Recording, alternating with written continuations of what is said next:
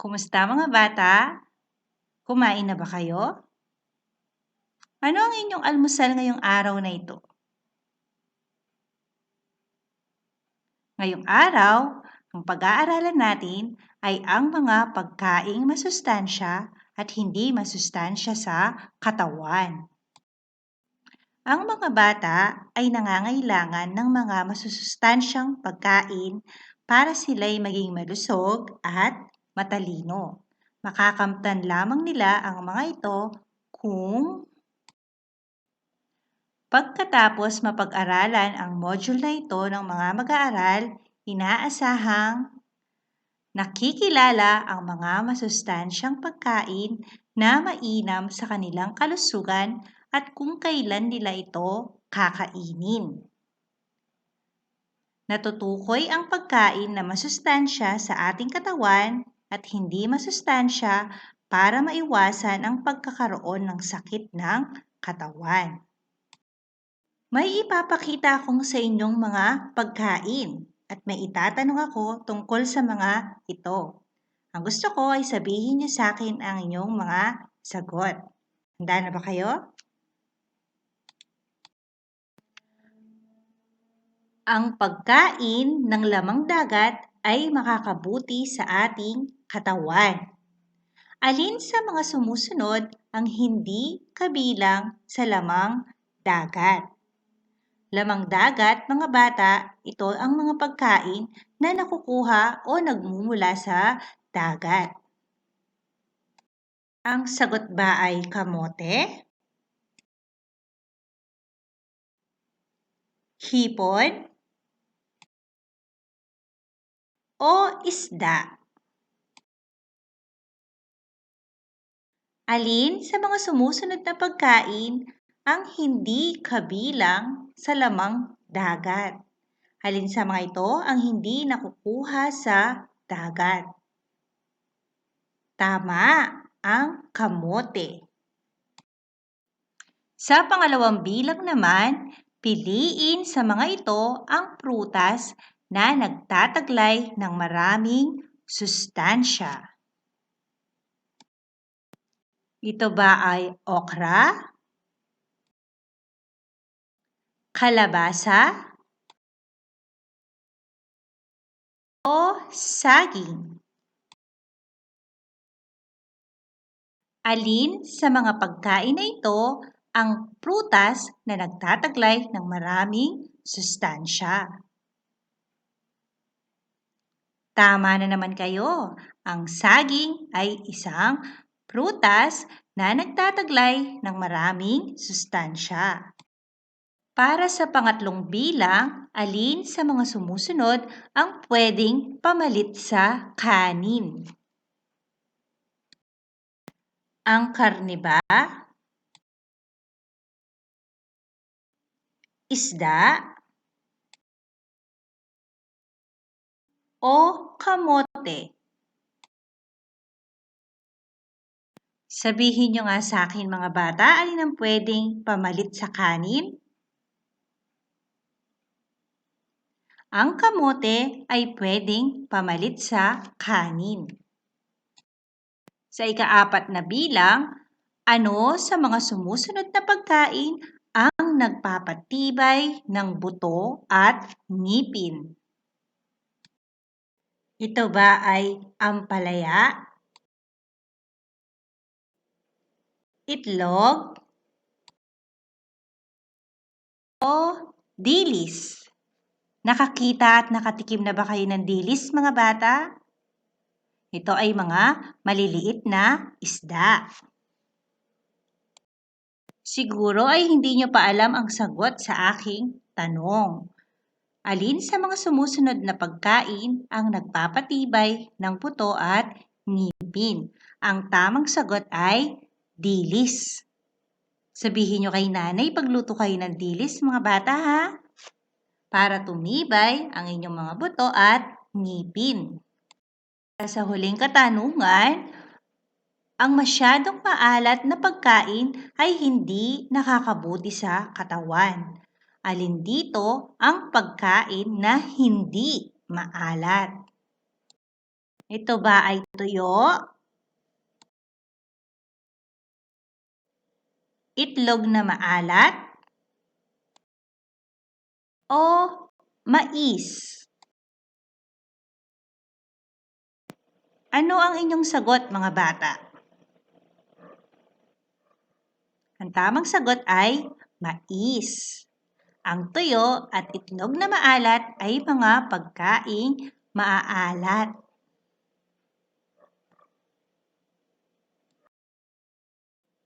Sa aralin natin ngayong araw na ito, makikilala natin ang mga pagkaing masustansya at hindi masustansya sa ating katawan.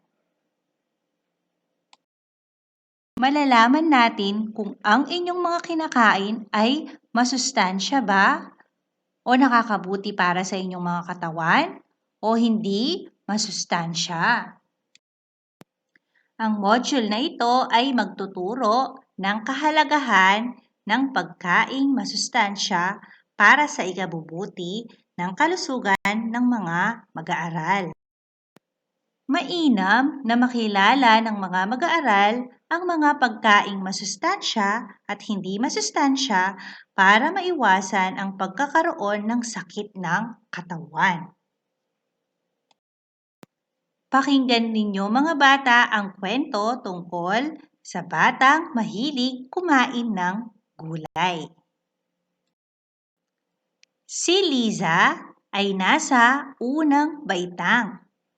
Noong bata pa lamang siya, ay nasanay na siyang kumain ng iba't ibang klase ng gulay na tanim ng kanyang mga magulang sa kanilang bukid. Bata pa lang siya ay namulat na siya sa kahalagahan ng pagkain ng gulay para sa malusog na pangangatawan. Masiyahin, malusog, at matalino si Liza at bihirang nagkakasakit. Bata pa lang siya ay namulat na siya sa kahalagahan ng pagkain ng gulay para sa malusog na pangangatawan. Masiyahin, malusog, at matalino si Liza at bihirang nagkakasakit. Mga bata, katulad din ba kayo ni Liza na mahilig kumain ng gulay? Talaga? Ano-ano ang mga gulay na inyong kinakain? Sabihin niyo nga kay teacher. Magaling! Very good sila at kumakain sila ng mga gulay. Pag-aralan naman natin ngayon ang mga masusustansyang pagkain na mainam sa ating katawan. Ito ang mga pagkain na dapat lagi nating kinakain. Ang mga gulay at mga prutas na sariwa ay mainam sa ating katawan. Ito'y nagbibigay ng bitamina at mineral na nagbibigay sigla at lakas sa ating katawan. Kung gusto nyo maging malakas at masigla ang inyong katawan, mga bata, anong inyong kakainin? Mga gulay at mga prutas. Ang mga prutas ay mainam na kainin bago kumain. Bago tayo kumain ng almusal, agahan o hapunan. Ang taglay nitong fiber ay nakakatulong upang linisin ang ating bituka. Ang mga pagkain na galing sa mga hayop tulad ng baka, baboy, kambing, at iba pa, mga lamang dagat tulad ng isda, alimango, at sugpo ay nakakatulong sa ating pagtangkad at paghubog ng katawan. Nagpapalakas sila ng ating katawan. Ang kanin naman, mais, kamoteng kahoy, kamote, at ube, kaunting mga taba at mantika ay nagbibigay naman sa atin ng malakas na pangangatawan. Nalaman na ninyo mga bata kung ano ang mga pagkain na nakakabuti sa ating katawan. Ito ang mga masusustansyang pagkain. Ngayon naman, ating pag-aralan ang mga hindi masustansyang pagkain at masama sa ating katawan upang inyong maiwasan. Ano-ano ba ang mga pagkain na hindi nakakabuti sa ating kalusugan? Mga junk foods tulad ng mga chichirya at mga maaalat at matatamang pagkain na nabibili natin. Ang mga frozen foods tulad ng tocino, bacon at hotdog ay mga pagkaing hindi rin masusustansya. Pati ang mga candy at tsokolate. Napansin niyo ba mga bata? Di ba masasarap ang mga ito? Masasarap pero hindi masusustansya o hindi nakakabuti para sa inyong mga katawan. Maaari niyong kainin ang mga ito pero kaunti lamang.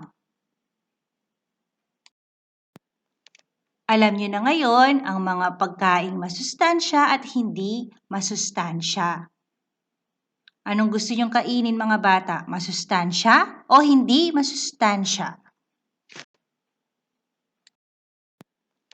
Alam niyo na ngayon ang mga pagkaing masustansya at hindi masustansya. Anong gusto niyong kainin mga bata? Masustansya o hindi masustansya?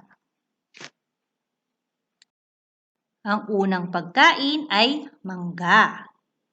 Masustansya ba ito? Lagyan ng check kung masustansya at X kung hindi. Sa pangalawang bilang, hotdog. Ang susunod ay pinya. Sa pang-apat na bilang, lollipop. At sa panghuling bilang, avocado. Nasagutan niyo na ba lahat? Magaling! Ituloy na natin ang pangalawang gawain. Para sa ating panuto, bilugan ang mga pagkaing masustansya sa katawan at ikahon naman ang mga pagkain na hindi masustansya sa katawan. Isulat ang sagot sa inyong mga answer sheet. Para sa ating unang bilang, junk food o chichirya. Bilugan kung masustansya, ikahon kung hindi masustansya. Ang susunod naman ay okra.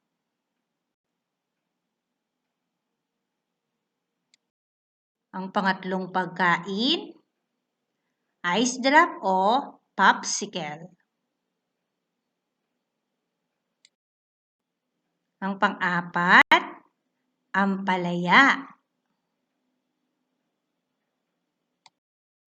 At ang panglima, pechay. Tapos na ba kayo magsagot mga bata? Tuloy na natin ang panghuling gawain sa inyong answer sheet. Piliin ang angkop na salita sa bawat pangungusap. Bilugan ang titik ng tamang sagot. Bibilugan lamang ang titik A, B, o C. Number 1. Kumain ng prutas at iwasan ang A. Gulay, B. Junk foods, o C. Kamote. Alin sa mga pagkain ang dapat nating iwasan? Alin ang hindi dapat kainin? A. Gulay, B. Junk foods o mga sitsirya, at C. Kamote. Number 2. Ang bata upang maging malakas ay ugaliing uminom ng A. Coke, B. Kape, o C. Gatas. Alin sa mga sumusunod ang dapat inumin ng mga bata upang maging malakas? Number 3. Alin sa mga pagkain ito ang nagbibigay ng lakas sa katawan? A. Kanin, B. Isda, o C. Gulay.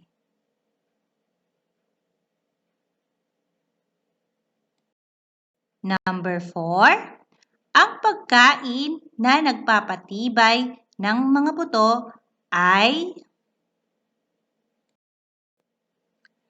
A. Dilis, B. Tocino, o C. Sisig. Panghuling bilang, number 5. Si Lito ay ayaw kumain ng gulay. Di siya umiinom ng gatas.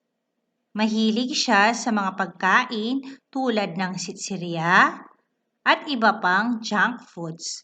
Ano ang maaaring mangyari sa kanya? A. Magkakasakit, B. Magiging malusog, o C. Masaya. Napakahusay niyo talaga mga bata at natapos niyong sagutan ang mga gawain sa inyong mga activity sheet. Magaling! Maaari ba kayong kumuha ng papel para sa susunod nating gawain? Pag-aralan natin ang mga larawan sa kahon kung ano ang naidudulot niya sa ating katawan. Isulat ang letra ng mga pagkaing maganda sa ating katawan sa hanay A at ang mga pagkaing hindi maganda sa ating katawan sa hanay B. Letter A ay isda. Letter B, candy. Letter C, saging. Letter D, papaya. At letter E, cake. Naiintindihan niyo ba ang inyong gagawin? Isulat ang titik ng mga pagkain sa tamang hanay. Ang mga masusustansyang pagkain ay isusulat sa hanay A. Ang mga hindi masustansya naman sa hanay B. Gawin natin ang unang halimbawa. Ang isda ba ay masustansya? Kung masustansya ang isda, isulat ang letter A sa hanay A. Sige na mga bata, subukan yung sagutan hanggang sa letter E. At ipakita kay Mama kung tama ang inyong mga sagot. Kaya nyo na bang gawin mga bata? Maaari nyo nang gawin hanggang letter E. At pagkatapos magsagot, ipakita kay nanay upang malaman kung tama ang inyong ginawa. Para higit nating malaman kung natutunan yung ating leksyon, ito ang ating huling gawain. Piliin ang titik ng tamang sagot. Sabihin nyo kay teacher kung ano ang titik ng tamang sagot. Number 1, alin sa mga sumusunod ang masustansyang pagkain na makikita sa dagat? A. Isda, B. Mais, o C. Saging. Number 2, alin sa mga ito ang hindi masustansyang kainin? A. Candy, B. Kanin, o C. Papaya. Number 3, Ang mga prutas ay mga pagkain na masustansya para sa ating katawan. Alin dito ang hindi prutas? A. Bayabas, B. Mangga, o C. Carrots. Number 4. Ang mga gulay ay mga pagkaing maganda sa ating katawan. Alin dito ang gulay? A. Niyog, B. Kalabasa, o C. Bayabas. Binabati ko kayo mga bata at isa na naman module ang inyong natapos ngayong araw na ito. Gusto ko, tandaan ninyo mabuti ang napag-aralan natin ngayong araw na ito. Ugaliin ninyong kumain ng mga masustansyang pagkain tulad ng mga prutas at mga gulay. Maaari ba yan mga bata? Sige, bukas magkwento kayo sa akin kung ano ang mga kinain ninyong masustansya. Paalam mga bata, hanggang sa muli.